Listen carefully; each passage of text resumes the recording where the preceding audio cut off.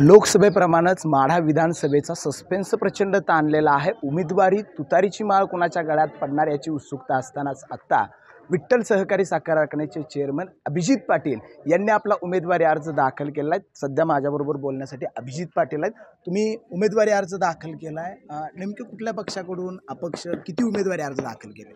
2 उमेदवारी अर्ज दाखल केलेत। देशाचे नेते शरदचंद्र पवार साहेब यांच्या राष्ट्रवादी काँग्रेस पार्टी शरद पवार साहेब यांच्या पक्षाकडून दोन्ही उमेदवारी अर्ज दाखल केलेले आहेत।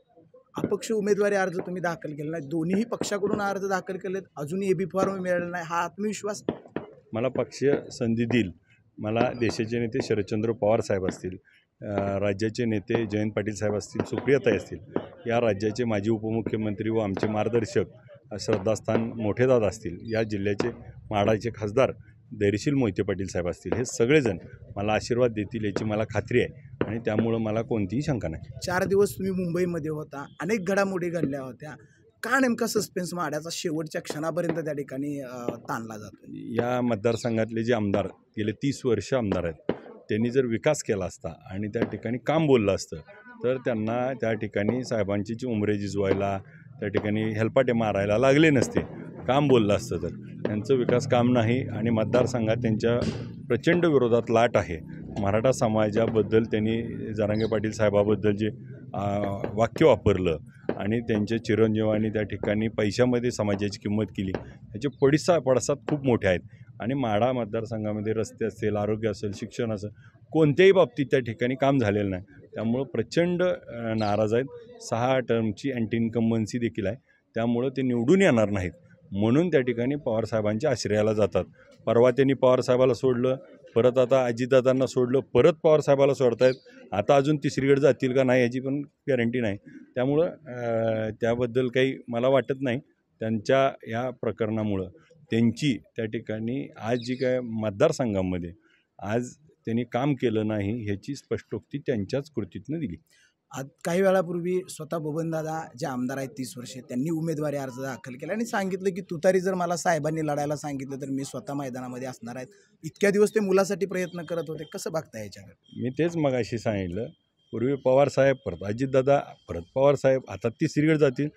त्यांनीच सांगितलं मुलाला, आता मुलगा म्हणला आव्हान नाही, आता मी आव्हान दिलं तर पळून चालला आहे। असलं आव्हान तर लढू ना आपण। दादा ज्येष्ठ आहेत, दादांना आता त्या ठिकाणी मार्गदर्शनाच्या भूमिकेत आहेत। त्यामुळं मला असं वाटतं की ह्या निवडणुकीमध्ये रणजितभाईंनी आव्हान दिलं होतं, आव्हान वाटत नाही म्हणले, मग का पळून चालला आहे मैदानातनं? मैदान लढवू ना, काय हार जीत बघू ना, पण मैदानात पळून जाणारा माणूस म्हणल्यावर काय असतं?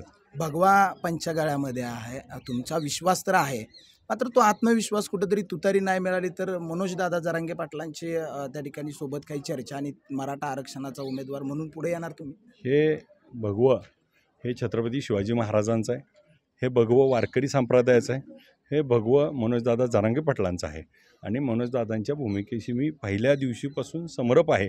त्यामुळं ह्या सगळ्या भगव्या हा महाराष्ट्राचा जय महाराष्ट्र आहे, त्यामुळं ह्या सगळ्या भूमिकेशी आम्ही आहात आणि महाविकास आघाडीमध्ये शिवसेना देखील आहे। त्यामुळं ह्या बाबतीत कसलीही शंका नाही।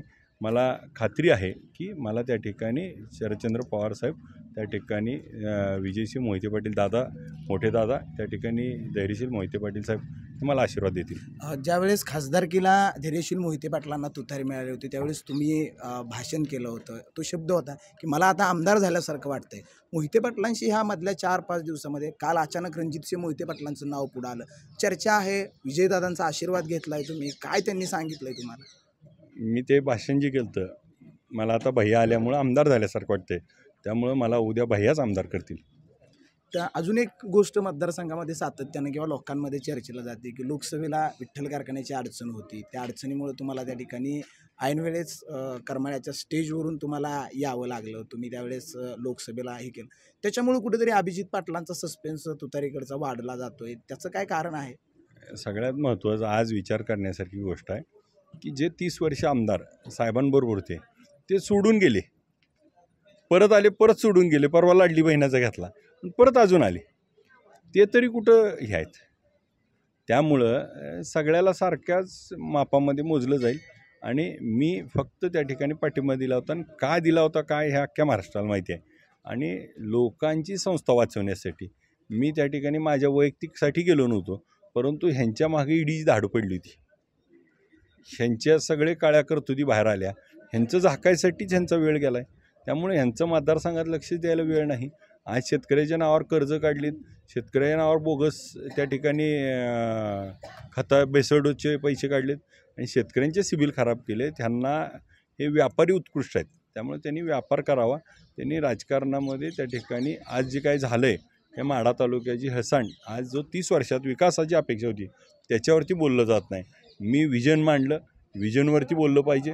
या तालुक्यामध्ये मतदारसंघामध्ये काय घडवणार आमदार झाल्यावर ह्याच्यावर मी बोलतोय आणि मला लोक विकासावरती मतदान देतील. अभिजित पाटील ह्या नावाचा झंझावात म्हणलं का कुठलीही निवडणूक असू द्या, तो उमेदवारी अर्ज भरायला हजारोंची गर्दी असायची. आज अभिजित पाटील आणि मोजके कार्यकर्ते येऊन उमेदवारी अर्ज भरतायत. शक्ती प्रदर्शन कधी असणार आहे? आज मुहूर्त असल्यामुळं आणि एकाच दिवशी दोन्ही शक्ती प्रदर्शन करता येणार नाहीत, म्हणून आम्ही उद्या करतोय. आणि आज खरं तर आमची एकादशी पंढरीच्या पांडुरंगाची आपली असल्यामुळं आणि त्याचबरोबर आजचा मुहूर्त चांगला असल्यामुळं आज आम्ही 2 अर्ज भरले. उद्या एक अर्ज भरतोय आपण पक्षाचा आणि त्या ठिकाणी उद्या शक्ती प्रदर्शन करून त्या ठिकाणी आम्ही मोठ्या प्रमाणात लोकांमध्ये जो उत्साह आहे ते उद्या आपल्याला जाणवेल. उद्यापर्यंत एबी फॉर्म घेऊन अर्ज भरसाल? नक्कीच. तर हे होते अभिजित पाटील. निश्चितपणानं राष्ट्रवादी शरदचंद्र पवार पक्षाची तुतारी हे आपल्यालाच मिळणार आहे आणि 30 वर्षाचा विकास जो थांबलेला होता माड्याचा, त्यासाठी मी माड्याच्या रणांगणामध्ये उतरलो आहे. लोक माझ्यासोबत आहेत आणि त्यामुळे निश्चितपणानं उद्या एबी फॉर्म घेऊन मोठं शक्तीप्रदर्शन करत पुन्हा आपण उमेदवारी अर्ज भरणार असल्याचं अभिजित पाटील यांनी आपल्याशी बोलताना सांगितलं.